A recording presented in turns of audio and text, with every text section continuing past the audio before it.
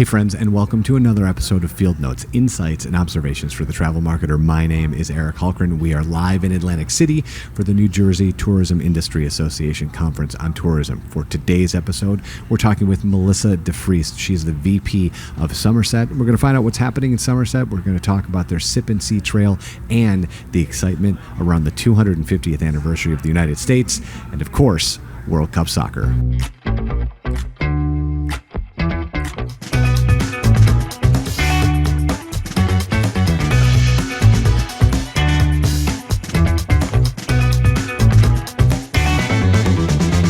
And as I said, our guest this time around, Melissa, how are you? Let's go to Somerset. Let's do that. Yeah, I'm doing well, thanks. How are you? Thanks for having me on. Thank you for being here. Obviously, we're at the conference, so I kind of want to start here. When we're done tomorrow afternoon, what does a win look like for you? You walk away from this, Melissa, and you're like, that was worth my time because I accomplished what, are you looking to learn something, networking? What's the thing that you love to get out of conferences like this? A little bit of both. So for me, I definitely want to catch up with my fellow colleagues from the DMOs around the state. I also want to, just get a little bit of an update what's going on. We just had an update with the New York, New Jersey host committee. So seeing what's going on with FIFA and the World Cup, obviously 2026 is a huge year.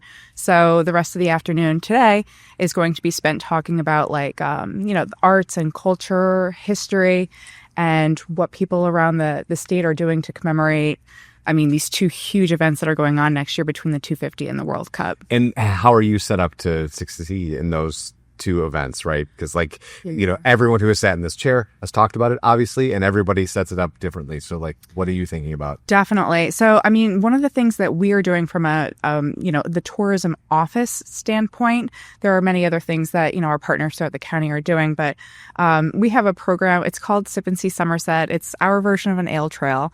So that we have 13 locations. There are 5 traditional craft beverage locations. So we have 3 breweries, a distillery, and a cidery. But to make it even bigger and to really commemorate the 250, we decided to add on, I can't do my math. Can I do my math? I'm going to watch and see right now. 7 or 8 restaurants that have historic ties in. Oh, cool. So people, it's like a passport. You accumulate stamps, you get prizes, and then you cash them in to, pick up. We're going to have a really cool beer stein. I wish I brought one.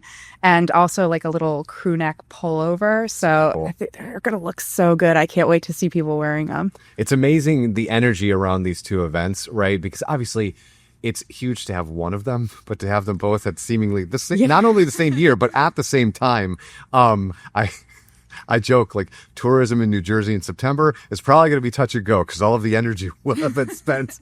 Yeah, right? I keep on telling everyone by this time next year, you're going to see me with a full head of gray hair. Right. It's all done out of love. But it's obviously a heavy lift to do over 40 days, right? It is. For the World Cup, I couldn't ask for a more for a better team, from just all of our partners. Everyone is so excited. Not one single person, not one single business is I don't understand the impact of this. Everybody understands that, the stakes are high. And that's, that is some of the pressure is that there are high stakes and, everybody does want a piece of it. And so, one of the things that we're trying to do is really activate and, engage our businesses, whether that might be having watch parties or even if a business that's not necessarily a hospitality, what you would consider a hospitality business. It could be a law firm or something. Maybe they want to have some fun and have a little watch party and, sure. They can have some swag and say, there's Ecuador versus Germany and Are you calling that? Is that what you're calling? I want to go to that game. That's, maybe what I'm thinking of. Yeah. It's very fun. So, because you said high stakes, but it's also high reward, right? So much. What I've been saying is obviously New Jersey is blessed, and if you've never traveled to New Jersey, there's so many things to do, and you get a little bit of everything all over the place. Truly. Right?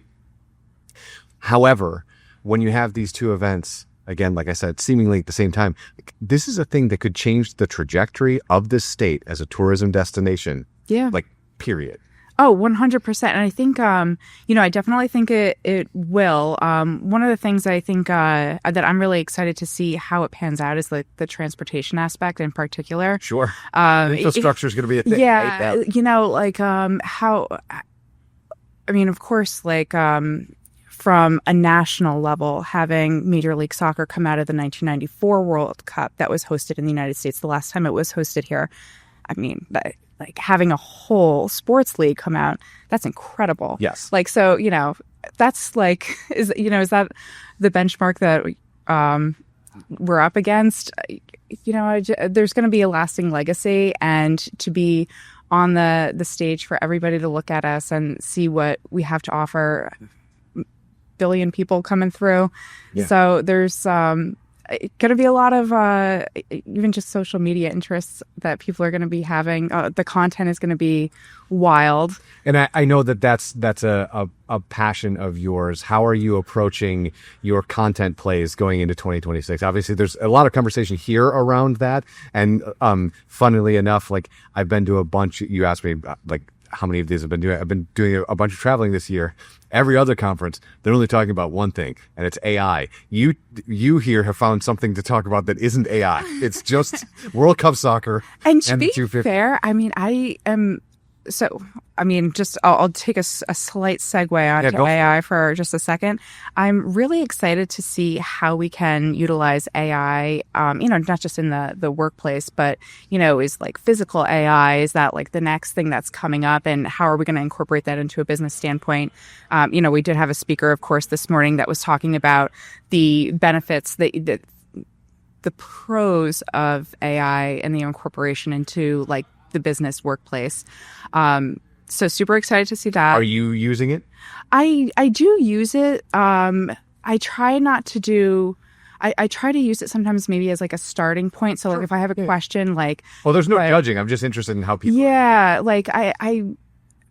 I think sometimes if you're in a crunch for time and you can just say I do think you can't just ask it a simple question. You do need to clarify them with AI, because then you're just going to get a really basic whatever answer. Then everyone the Super Bowl ads, Pringles and Little Caesars that had their eyebrows and stuff flying all over the place. You don't want to have the creativity stifled from the overuse or misuse of AI. Sure. So not to call them out. No, but that, to your point, that's one of the byproducts of sameness, and in travel specifically, we're a victim of sameness a lot, right? Drones come out, everybody has drone shot, right? If you are, when we're from the Midwest to the East Coast, those videos look the same. You couldn't have told where you were during fall colors for a number of years, right? So this is a very similar tool that's being used. One of the things that I find helpful, to your point of getting that prompt right, is to switch to voice. So you're just yapping as opposed to trying to physically. And for me, as someone with ADHD, the beautiful thing is that I type how I talk, so we get some colorful answers. Yes, very cool, very cool. And I wanted to bring it back to the content marketing side, and it's just kind of funny that me and one of my colleagues, we were literally just having a conversation about the differences between being a content marketer and a social influencer, and there is such a vast difference that I think a lot of people tend to conflate the two, or whatever. Why do you think that is? I think that because I've never actually said I agree with you, but I haven't had anyone come on here and state that thesis. I think that there's a lot of people that are they look at the I guess they think that social media and the influencer life is appealing, whereas there's really if you're trying to influence someone to purchase a product, or in our case most of the time is to visit an area, a garden for instance. Sure. It tends to come across as disingenuous, whereas if you're building actual content that should evoke some sort of emotion in somebody that says oh my gosh, that garden is something that I have to go to. Did you know Jackie, that this rose is named after Jackie Kennedy, or sure. Jackie Kennedy was riding her horses around the Somerset Hills, and when you give people a little bit more of a little bit something other than just the sales pitch of something. It's in which I think is what social influencing tends to get too caught up in. Are you feeling a little bit of like either I don't mean personally like in your day-to-day life, but personally in the workplace or as an organization, are y'all feeling a little bit of that influencer, that anti-influencer vibe? I think I don't mean that you are anti, but like the consumer being like, okay. I do. I think, as somebody, I will doom scroll TikTok to the wee hours of the morning. But, it's like you see like product after product after product after product that, is just being like shoved in your face, and how like people tend to try to talk about these products. And it's like, okay, I'm done with the infomercials. Yeah. Let's get back to being. But interesting that you are consuming TikTok at the same time. In the 80s, you would have watched infomercials on TV. I know. You know what? And it's kind of funny. Like rather than going for like the commercials, it's like, it's just how it's evolved. Yeah.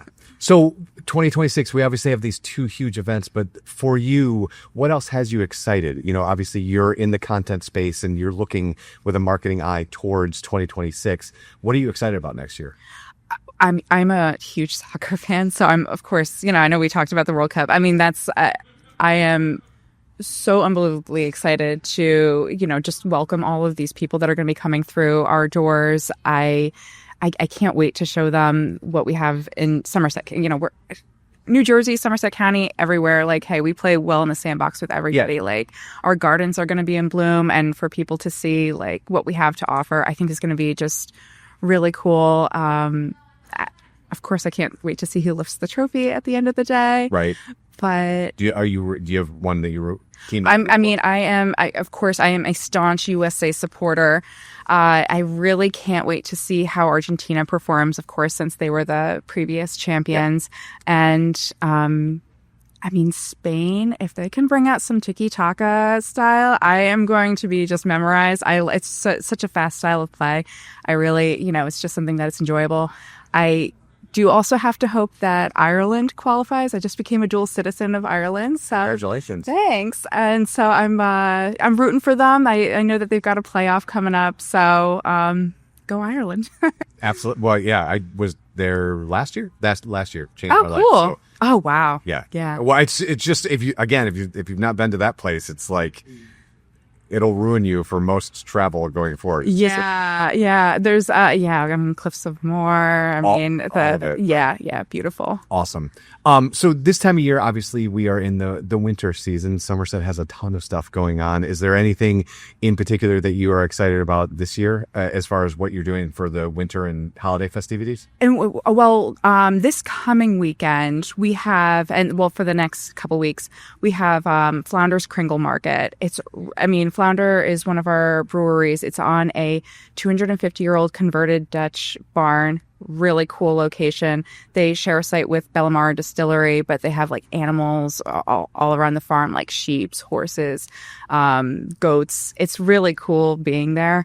But then they have this little like marketplace village, and then they also have like a Christmas tree farm that's on site. Oh wow! Yeah, so there's so much like all the magic all at once, right? Yeah. And this year they really cranked it up a couple notches. I know they've got like a Buddy the Elf, a couple of other your fun typical characters that are going to be strolling around, but they also have really good like vendors. Like, sometimes when you go to those markets and you're like, oh God, like I've seen that like everywhere. Sure. Yeah. But they actually there's typically at a Kringle Market, there's two things that happen. Either A, it's all magic all the time. Maybe three. B is like, I had no idea what raclette cheese was, right? Because that's at every Kringle Market. Yeah. Or C, like, why? What are these? Yeah, like I just went to like 4 scarf vendors, and there's another one around the corner. Like, what is going on? This? Yeah. But they every year, I think they start in like February, they send out requests for people to come in, and if they want, they have to apply to be a vendor, and then they go through that list. And I have to say they do an excellent job at parsing through. And I know that they're still getting requests of like, hey, do you have space open? It's like, oh, kind of, like a year out. Right. Yeah. So, I mean, we've got that. Maple sugaring is also something like our Parks Commission does. And I always think, like, I went a couple of years ago, and I have to say, I mean, they were so engaging when they did it. It's a really family-friendly thing. They tap the trees, and you see it pour out, and you learn all about, like, maple syrup. And Sure. it's, Yeah. yeah. That's awesome. Awesome. Well, I wish you the best of luck heading into 2026. Yeah, And thanks. that when you get to the fall, you get some sort of rest. I know. What if- We'll see if my salt and pepper comes in this time next year. But have a great conference, and thanks for stopping by. Thank you. Absolutely.